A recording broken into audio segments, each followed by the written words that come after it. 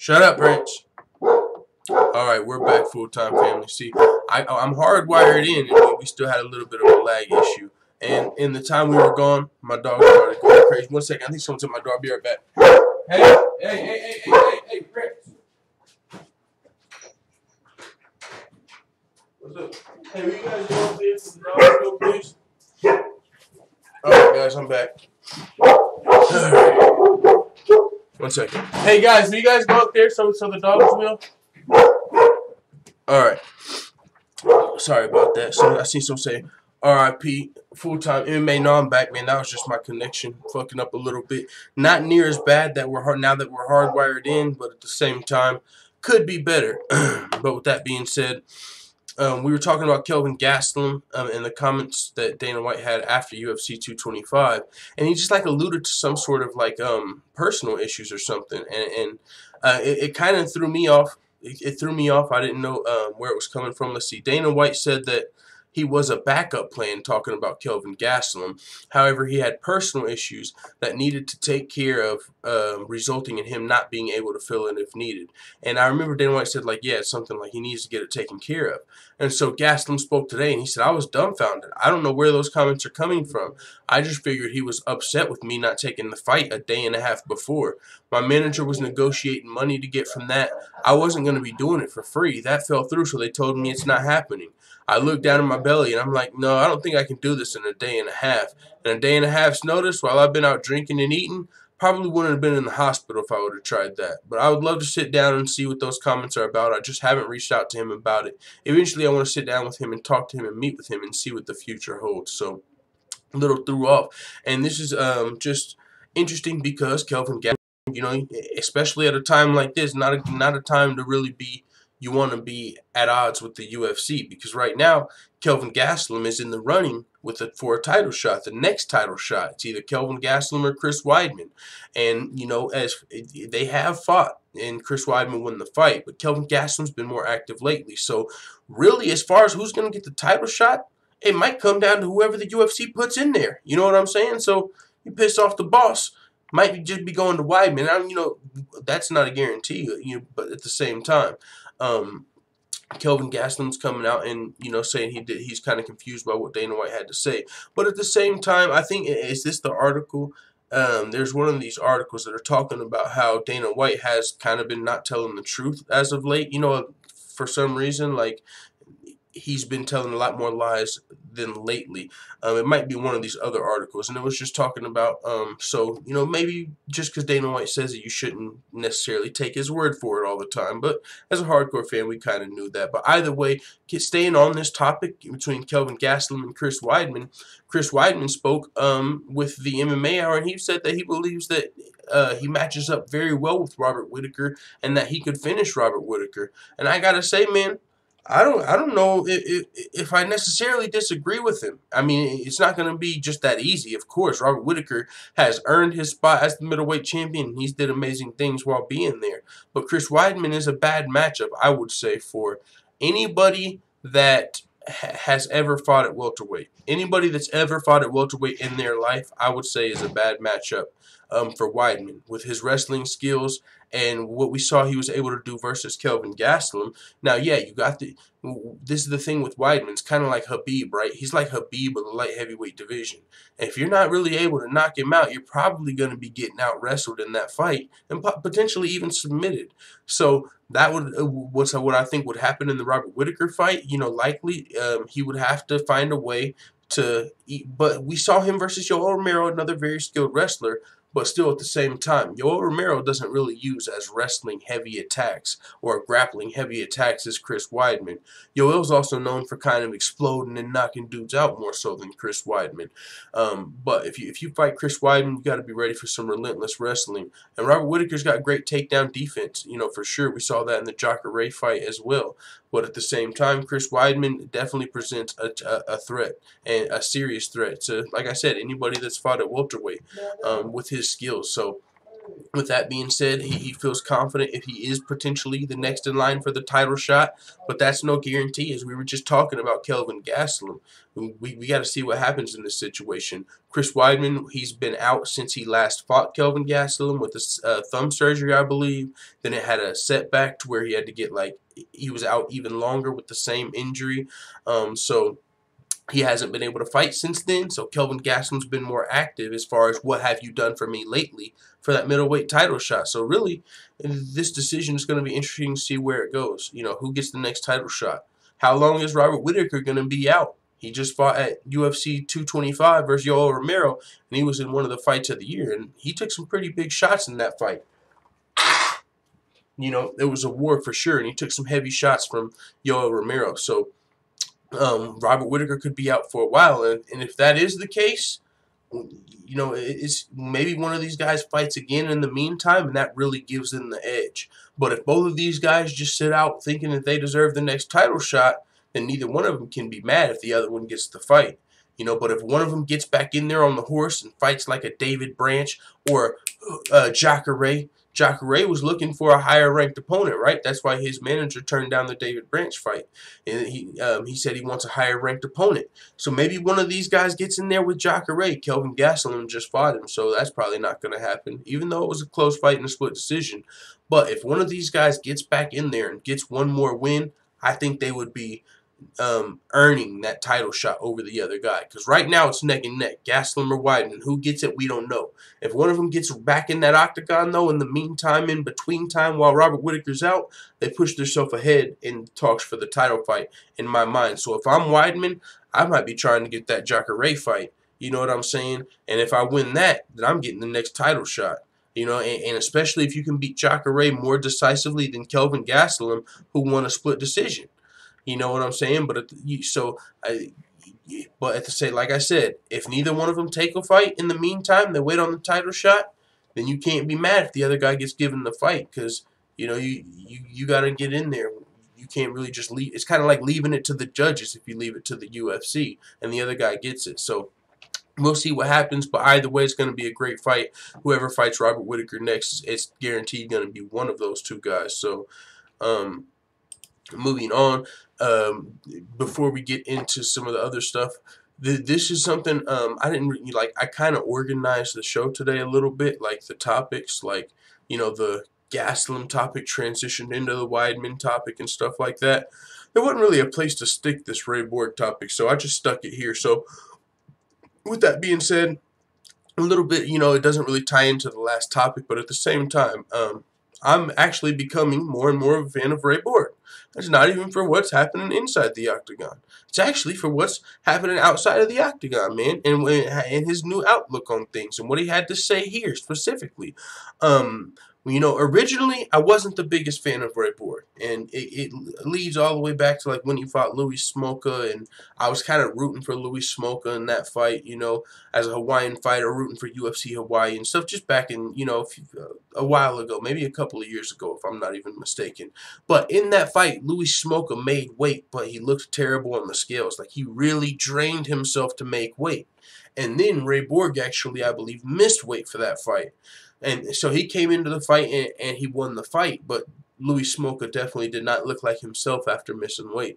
And I don't know if it was what he said on the post-fight speech or how he celebrated after the fight or whatnot, but I was like, yo, why are you celebrating after missing weight? And my guy drained himself to make weight, to be a professional. Now he's in the fight probably at 30% because he actually made weight.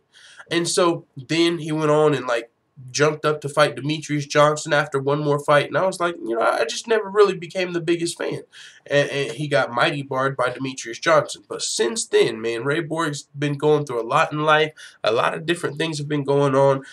He was also in the Conor McGregor bus attack. Not a lot there. He could have been a lot worse for him there, man. He could have lost the eye in that situation. Worst case scenario, his cornea was scratched in the bus attack when Conor threw the dolly. Bus shattered.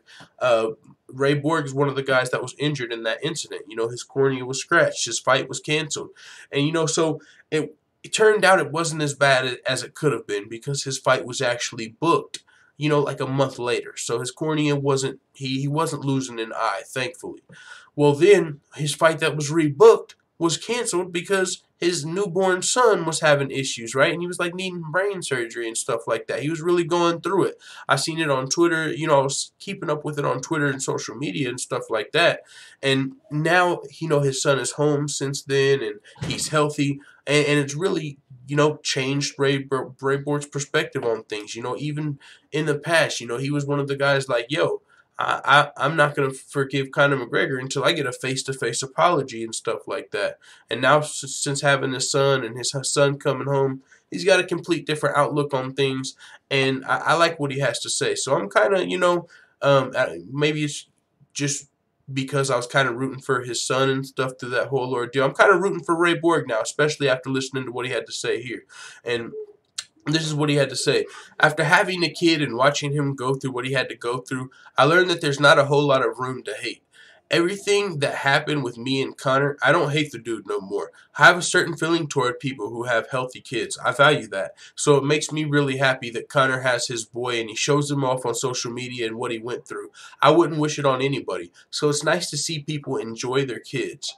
And he continued to say, talk about some of the stuff he's been through. This was a really in-depth article. I suggest you check it out on MMAfighting.com.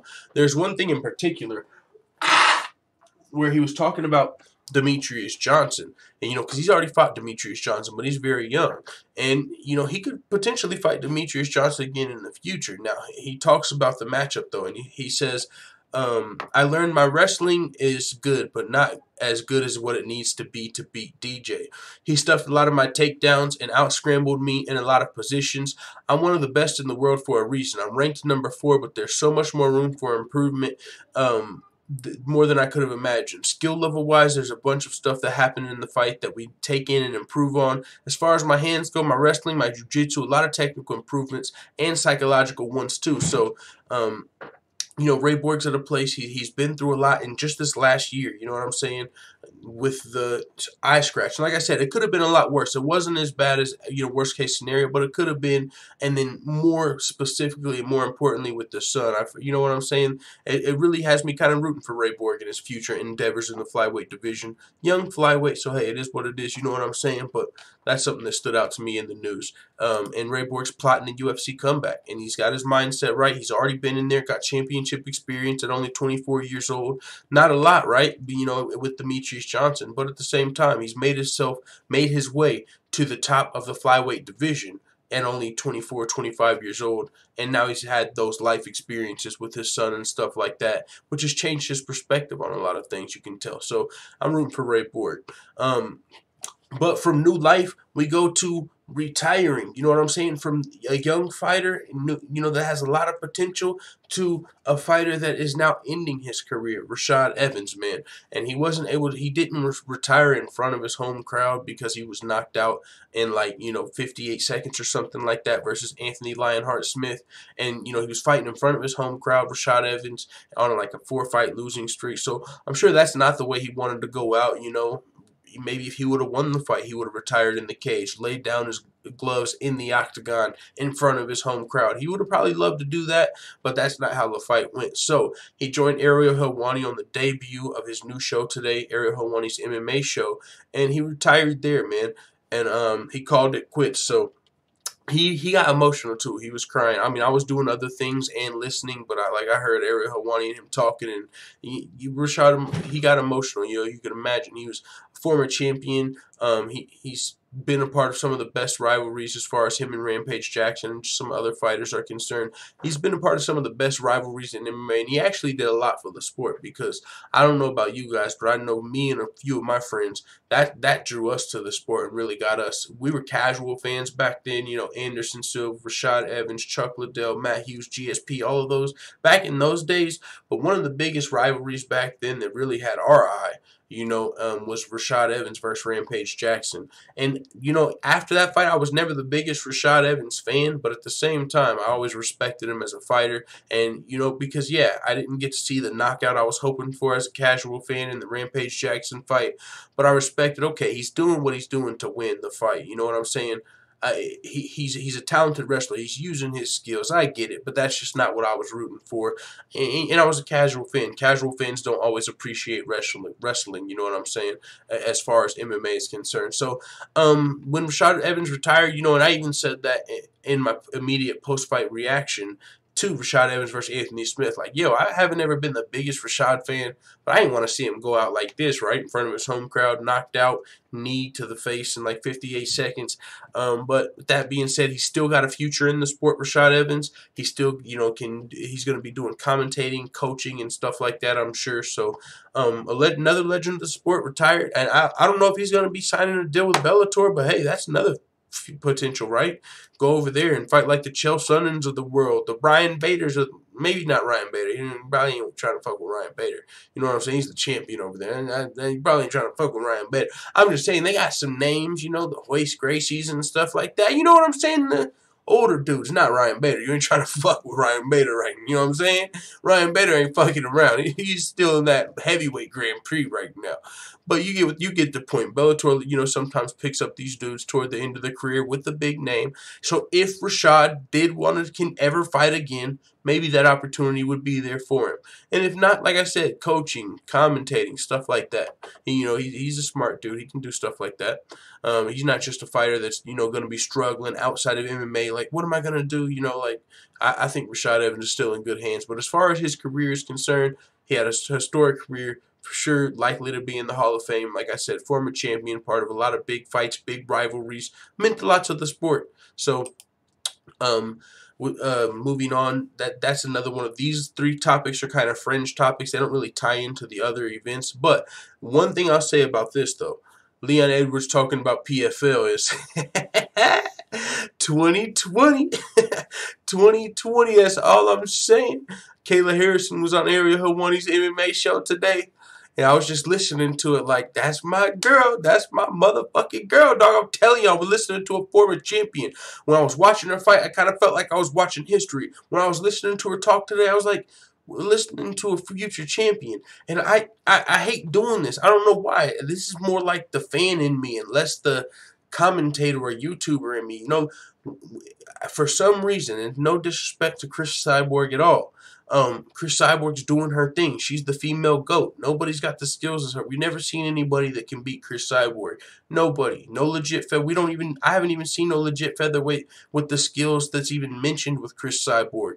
Whenever people did mention someone that could ever beat Chris Cyborg, people talked about Ronda Rousey because of the matchup, right? Chris Cyborg, she's known for dominating chicks, but at the same time, we've also seen her taken down, which was pointed out to me recently. I believe Tanya Ebinger was it Yana Kunitskis? Who was it? So Chris Cyborg's most recent opponent, I believe, took Chris Cyborg down early in the fight. So I'm just saying, yeah, Chris Cyborg is a dominant force, but as time goes on, and Kayla Harrison, who's training with Mike Brown, an American top team, the best, you know, team in the world, as she continues to improve, I just, for some reason, every time I hear her speak, then the name Cyborg Killer like pops up in my head, and that seems like a disrespectful, you know, term, like Cyborg Killer. Like, if I can't just go on calling Kayla Harrison the Cyborg Killer, even though I just get that feeling, right? She's got a long way to go before she gets to the Cyborg fight. I'm talking 2-3 years, you know. So I don't even want to put that out there too early, but I'll just say Kayla Harrison has a hint of Cyborg Killer about her. When she talks or fights, I'm just like, is that the Cyborg Killer we're looking at right now? You know, but for right now, it's just the two-time Olympic gold medalist. You know what I'm saying? She's, I believe, looking to fight again in October. I can't wait. I want to be here the whole time. I watched the first fight, the second fight, and then motherfucking, I'm going to be telling my grandkids, I watched Kayla Harrison's MMA debut back in my day. You know what I'm saying? We're watching history right now. No, I am hyped though. I think she's actually skilled as well. So I'm looking forward to her career. But I'm just saying, there's a hint of Cyborg Killer. But with that being said, talking about the PFL, which is where Kayla Harrison is currently fighting, commentator Yves Edwards is explaining why elbows aren't allowed. And at first I was like, what? Elbows aren't allowed in PFL? Like, I don't know about that. You know what I'm saying? But he explains it, and I don't know about it because I'm used to it in the UFC and Bellator. There's elbows, right? But this is what he had to say. Now, there's a format in PFL. They're doing $1 million tournament. There's, so you fight this week, and you're very likely fighting again 5 weeks from now. These guys have to fight over and over, almost like the Ultimate Fighter House. But in the Ultimate Fighter House, I think there's still elbows. But at the same time, if somebody, is a light heavyweight, because there's a light heavyweight and a lightweight $1 million tournament going on, to my knowledge. But, if a light heavyweight's raining down with some razor elbows like Curtis Blades, Alistair Overeem style, and even though they're heavyweights, but if those style of elbows come down and then you manage to win the fight, you're likely out of the $1 million tournament because you got a nasty cut or something. So this is what PFL had to say, or PFL. This is what Yves Edwards had to say. It's really got a lot to do with the format. He said if you get cut this week and you can't fight 5 weeks from now because of a suspension, that's going to be a problem, especially when we get to the playoffs. We just want to eliminate as many things as possible to keep the guys that are earning their shot, to keep them having the opportunity to earn that $1 million. That's what he's talking about. It's really got a lot to do with the tournament format. If you're fighting in a tournament and you get cut, you're out of the tournament. And these guys, a lot of them signed up to win the $1 million.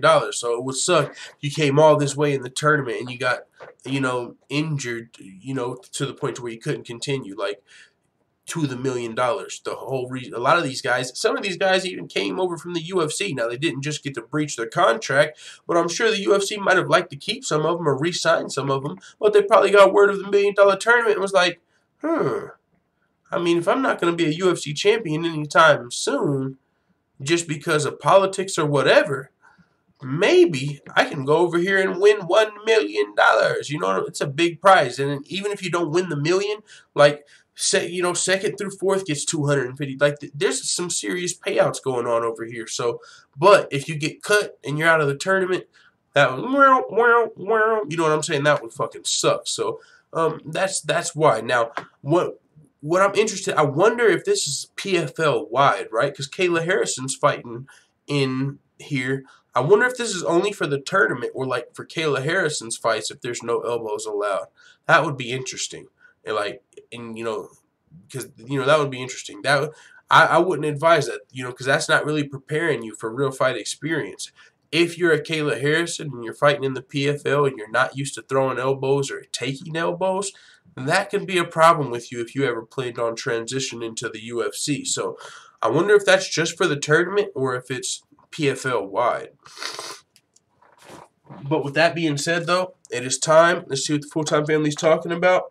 It is time to break down and just look over the Ultimate Fighter Season 27 finale, which is going to be headlined by Israel Adesanya and Brad Tavares, and also UFC 226. We're just going to look at the fights. Haven't done my predictions yet. What I'm waiting for, actually, is them to arrange how this card's going to go, like which fights are on the prelims, which are on the main card, so I can predict them and break them down, but that's not there yet, so I'm waiting on that, but I can still do my UFC 226 predictions, I suppose. But either way, let's check out what the chat's talking about. What's going on, full-time family? Stoneheart said it was sad when he first started going downhill in an interview after a loss. Hopefully he gets the win. I'm sure that he has a lot with his boy, so a KO would be even sweeter. Kind of responded, who the fuck is that guy, says J-Dog. See what we got going. Bob Cratchit said, have to go. Keep up the grind full-time. Grind and work for DC. It will work for you also. Hey, man, stay down. I got that advice a long time ago. Just stay down. You know what I'm saying? That's what they tell you. Whatever you're doing, just keep going. And eventually, if you keep grinding, something's going to work out. So that's what we're doing here with the channel regardless. We're just going to keep grinding, and keep grinding. So I appreciate you coming through and checking out the chat. But with that being said, let's see. What up, bro? Good job on the channel, said J-Dog. I appreciate it, good sir. Ray Cyborg not even near the incident to put his poo-poo finger on his eye, said the 22 game. All right, let's break down this Ultimate Fighter finale card. We've got Gerald Meerschaert versus Oscar Piechota. That's going to be a good fight. Gerald Meerschaert is on a little bit of a winning streak, if I'm not mistaken. He was, okay. He's 3-1 in the UFC. Only loss coming to Thiago Santos. Most recently, a win over Eric Spicely. Okay, we're not going to do this for all the fights. There's too many fights we got to look at right here. But that is a fight I'm interested in. Pretty solid fight for sure. Oscar Pichota. We got Matt Bassett versus Steven Peterson. Luis Pena. This is the Violent Bob Ross versus Richie Smulin. The Violent Bob Ross off of the show. I can't wait. I'm not going to lie, man. I don't know if it's just because I'm so busy doing so much stuff, but I'm slacking on my Ultimate Fighter. I watched like the first 4 episodes or 5 episodes, and since then I've missed like the rest of them. But I did get to see enough to see the Violent Bob Ross, who was actually injured to the point to where Dana White was like, "Listen, I know you're injured, and and now you can't fight to win the show, but we liked what we saw in your fight. And so we're still going to give you an opportunity on the finale." And that's why we get to see the Violent Bob Ross in action here. But with that being said, I mean, he's got a fun look, you know what I'm saying, and maybe even fighting style. But I didn't, and this is just my opinion. I didn't see like no UFC like championship material, right? Like if you watch the show, like his personality and stuff like that, not even just like personality, but mentality even and stuff like that. But at the same time, that's just my opinion. Just off what I saw, I was like, a couple of times I was watching him, like, all right, a little bit of cringe here and there, but it is what it is. I was still, when I was watching him fight, he was throwing some stuff out. We'll see how he does against a wrestler. But at the same time, man, if you haven't saw what he looks like, he looks like an albino Bob Ross, and it was really fun watching him fight. Whenever I watched him, if you listen to my recap toward the end of the episode, it was a cool ass fight from the Violent Bob Ross, and really that sticks out more than anything. His nickname, the cool ass nickname, the Violent Bob Ross, and he fits it. So, we got Montana De La Rosa versus Rachel Ostovich. I think these girls are both coming from the last Ultimate Fighter season, the Ultimate Fighter season 26. I would assume so. The new flyweights, the new flyweight division, because I don't really know much about them other than that. So that'll be an interesting fight. Julian Marquez, the Cuban Missile Crisis. Maybe we have an opponent for Yoel Romero. Checking out Dog later, said J-Dog, keep it up. Yes, sir. Bob Cratcher said, okay, yeah. Yeah, man. Julian Marquez, this is the dude that came out and hit the floss on his walkout to his last fight. Had a real fun fight. His debut was against, who was his debut against? I forget who it was, but it was like a round 2 TKO. Yeah, Philip Halls. That was in the Tuesday Night Contender Series. And then he got a round 2 submission over Darren Stewart. But yeah, he had a lot of fun in that fight. And he was getting taken down. So, he's got to work on his takedown defense, of course. But he's got a lot of personality. And he's a guy that could be on, for whatever reason. Like, he doesn't have to necessarily have a future as a UFC champion, even though I'm sure that's his dream. But this is a dude that I could see from the UFC going like the Paige Van Zandt route, like the motherfucking Dancing with the Stars route. Because if you follow him on social media, or even if you just watch his fights, this dude fucking loves dancing and shit like that. Like, on his walk out to the fight, he was dancing. When they were getting him ready, before he walked in the cage, he was jamming. I mean, he had a real fun personality about him. And also, after he won the fight, he called out Tyron Woodley, even though he's a middleweight. He was like, "Tyron Woodley, I'm calling you out for like a beard off or something, like best beard in the UFC." So he had a lot of personality about him, a lot of fun. But he's going to be taking on a very talented Alessio Di Chirico, who's only lost 1 time. But this is one of my favorite fights on the card so far, just because Julian Marquez, I'm rooting for him, and he's taking on a UFC veteran that's 2-2 in the UFC, coming off a win over Oluwe Bangbose. Okay, so I like this matchup. It's definitely a winnable matchup for Julian Marquez. You know what I'm saying? So yeah, I'm definitely gonna be looking forward to that fight. We got Roxanne Modafferi versus Barb Honchak on the card. These are also 2 females from the Ultimate Fighter, the previous season, season 26. Roxanne Modafferi actually fought for the Nico Montano for the title. She stepped in for Sarge Eubanks. So it's going to be a fun fight. Rank 7, rank 8 of the female flyweight division. Alex Casares versus Martine Bravo. Okay.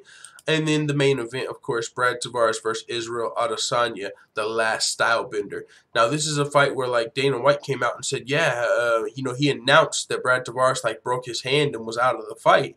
But Brad Tavares came out and was like, no, I didn't. I'm still here, boss. I'm good. Wrong Brad Tavares, right? Like, so there is a backup, though, that was on hand, Thiago Santos. If one of these fighters happened to pull out, Thiago Santos would likely be stepping in. But Brad Tavares, as of right now, is actually still in the fight, and he's going to be a good test for Israel Adesanya, the last style bender. Likely to be a striking matchup, but if Brad Tavares, I wouldn't be surprised if he tries to mix in a takedown or two to really test Israel Adesanya, on his back, if he can get the fight there. But the thing is, Israel Adesanya's takedown defense is great. It's going to be hard to get him down, but if you can get him down, you might be able to have success. But Brad Tavares likes to bang, you know what I'm saying? He's not necessarily just some guy that's coming in looking to get you to the mat and control you. He's going to try and bang with you. So there's definitely potential fireworks in this main event, Tavares and Israel Adesanya. But with that being said, solid card, not the most stacked at all. There's maybe half the card I'm excited for. Tavares versus Adesanya, Marquez versus Chirico. But yeah, other than that, this is the night before UFC 226. So that's going to be, this is the card we've all been waiting for, the moment we've all been waiting for. The other one is like an appetizer, right? That whole other card, that Friday is an appetizer. This is the main course and the motherfucking dessert right here. We got Orlando Venata versus Drakkar Klose. That's going to be a banger. Dan Hooker versus Gilbert Burns, banger. Motherfucking Curtis Millender versus Max Griffin. We got another banger. We got Rafael Sunsell versus Rob Font. Holy smokes, we got another banger. We got Yancy Madero's first Mike Perry. That is a guaranteed banger. And then we got Uriah Hall versus Paulo Costa. Someone's going to sleep in this banger. I'm just saying, it's like Slugfest City. Like, striking matchup after striking matchup. I don't look at any of these guys like, oh, they're just going to dominate this fight with their wrestling. I look at all of these fights like, yo, which one of these fights is not going to end in a knockout? This fight included Gokhan Saki versus Khalil Roundtree. Banger. And then you got the granddaddy of all bangers between motherfucking Ngannou and Derek Lewis. Holy smokes, UFC 226 ain't fucking around. But of course, we got Michael Chiesa versus Anthony Pettis as well on the card, rescheduled after UFC 223. Whenever, actually, this fight was supposed to happen in UFC 223, if I'm not mistaken. Who was? Ali Quinta stepped up. It was going to be Ali Quinta versus Pettis, maybe. I forget who. I feel like this fight was rescheduled from UFC 223. But at the same time, I'm thinking Ali Quinta stepped up and lost his opponent. But either way, this is going to be a dope matchup between two top-ranked lightweights in the UFC's lightweight division. Anthony Pettis, former champion. Michael Chiesa, he's looking to come in here and, I believe, bounce back off of his last fight, which was a loss to Kevin Lee. Was that his last fight? Has he been out since then? Yeah, he lost that fight to Kevin Lee, which snapped a 3-fight winning streak. So he's going to be looking to get back to his winning ways against Anthony Pettis, man. This is going to be a good matchup because both of these guys, I feel like, are ranked, about in the correct place. I feel like they're both like top 10, top 15 lightweight fighters, maybe top 9, top 15 ranked fighters. But it's interesting because as far as the top 5 guys, the best lightweights in the world, the Khabib Nurmagomedovs, the Eddie Alvarez, the Dustin Poiriers, the Kevin Lees, Conor McGregors, I feel like they round out the top 10, you know what I'm saying? And there was a little bit of controversy to Michael Chiesa's last fight versus Kevin Lee, but at the same time, I felt like it was a fine stoppage. Maybe he could have let it go for literally 2 more seconds, but I felt like Kevin Lee looked really good in that fight, you know what I'm saying? But at the same time, Michael Chiesa, very talented with his jiu-jitsu. Anthony Pettis, well-rounded. I mean, he's coming off like 2 of his last 4 fights were like the first time he was finishing his career, I believe, by Max Holloway and then Dustin Poirier. So this is going to be a good fight, man. I mean, this fight kind of sells itself. Former champion Anthony Pettis, he's got the name already. People know who Anthony Pettis is. He hasn't been looking great as of late, since losing his belt, but he's been fighting the best guys in the world. He fought Max Holloway, Dustin Poirier. And yeah, he was finished in those fights, but that's because he's still fighting the best guys in the world. Dustin Poirier could very well be fighting for the title in his next fight. Max Holloway, that was a title fight. You know what I'm saying? It was interim, but Max Holloway is fucking Max Holloway. So he has lost, but he's literally losing to the best fighters in the world.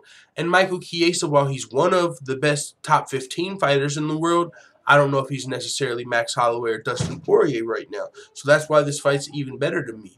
Anthony Pettis was able to submit Charles Oliveira, so don't sleep on his jiu-jitsu skills. It's not like Chiesa's just coming into this fight with a huge grappling advantage. So this is like one of the only non-slugfest on the card, but it's still a good fight. So I'm looking forward to that fight as well. And then, of course, the title fights between Brian Ortega and Max Holloway for the featherweight title. Brian Ortega, I believe, was on Ariel Helwani's MMA show today as well. And you know, Brian Ortega, if you don't know the story of Brian Ortega, man, he's a finisher. That's what he does. Even if he's behind in a fight, that's literally like the story of his UFC career. He'll be behind in a fight. He might be down 1 round. He might be down 2 rounds. It doesn't matter. He's literally getting the finish in the 3rd round or in the 3rd round. And more recently, he's been getting the finishes sooner and sooner. He got a 2nd round finish, and then most recently, that 1st round knockout over Frankie Edgar. So he's just really coming in to Brian Ortega, man, earned his #1 contender spot with that win over Frankie Edgar, but he's taking on blessed Max Holloway, and right now it's the blessed era. You know what I'm saying? So I don't know if I can pick against Max Holloway at this point, but at the same time, this fight's super close in my opinion. It's a lot more like normally Max Holloway you might think is like the favorite against all of these featherweights with what he's been able to do, clear out the division, beat Jose Aldo twice and whatnot. Max Holloway's done amazing things at featherweight.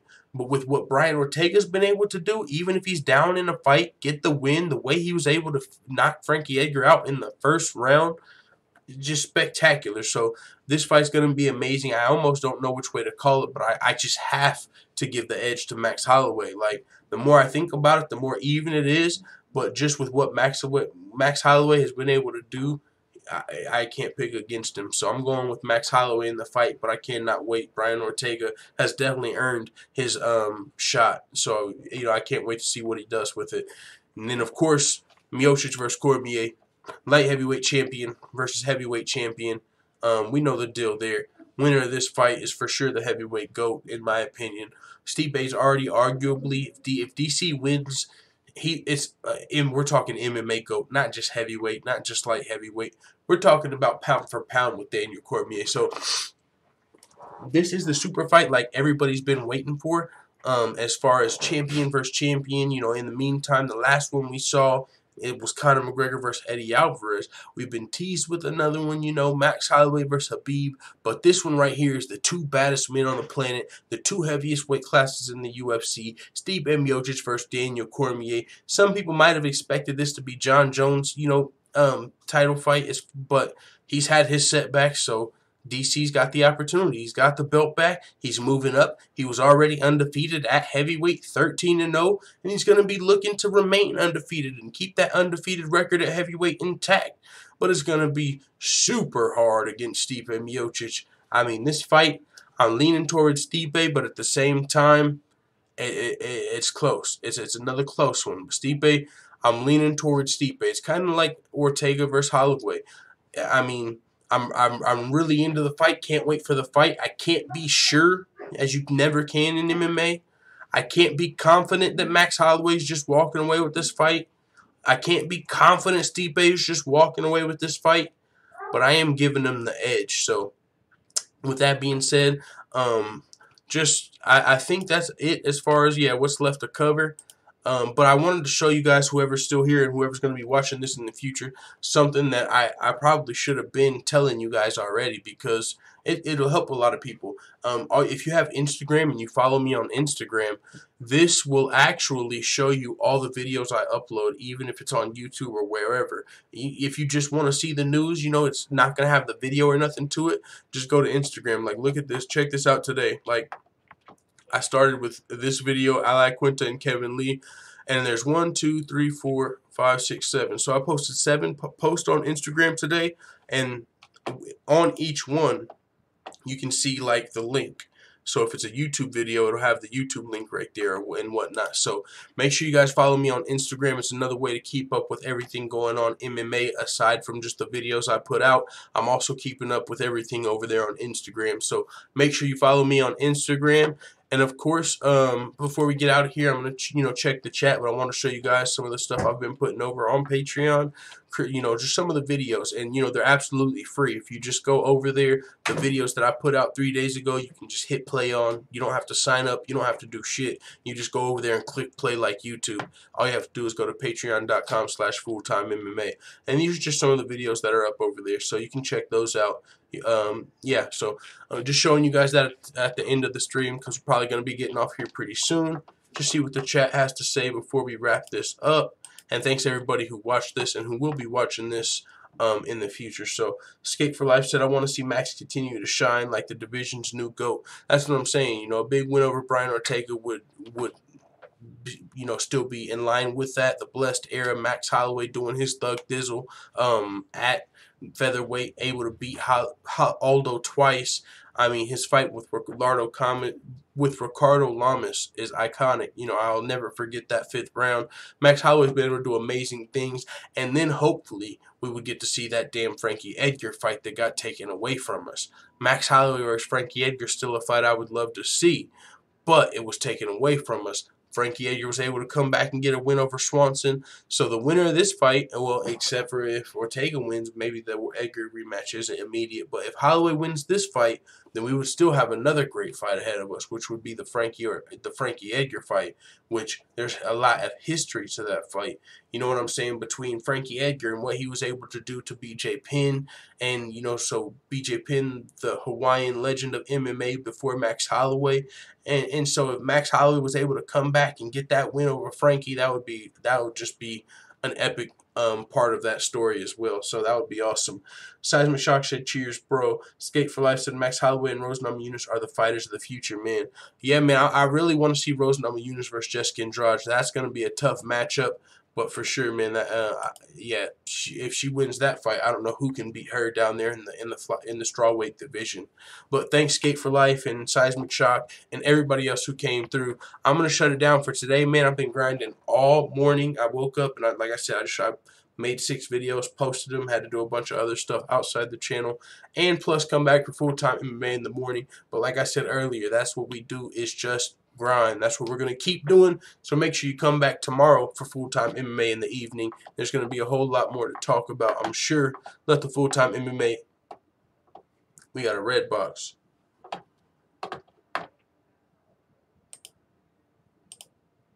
All right, we're back live. I don't know where that stopped, but what I was saying is we're going to be back tomorrow, full-time MMA in the evening. Been grinding all day, so I'm going to cut this short. Thank you guys for listening to this. And it's not super short. We still went for like an hour and a half, but we had a lot of topics to cover. First look at UFC 226. I got to get those predictions cranked out, as well as cover all of this other MMA news. At least the stuff that we care about, the stuff that I feel like you guys care about, right? Get all of that stuff covered. So we'll be right back to the grind tomorrow. Thank you guys for checking this out. Peace, y'all.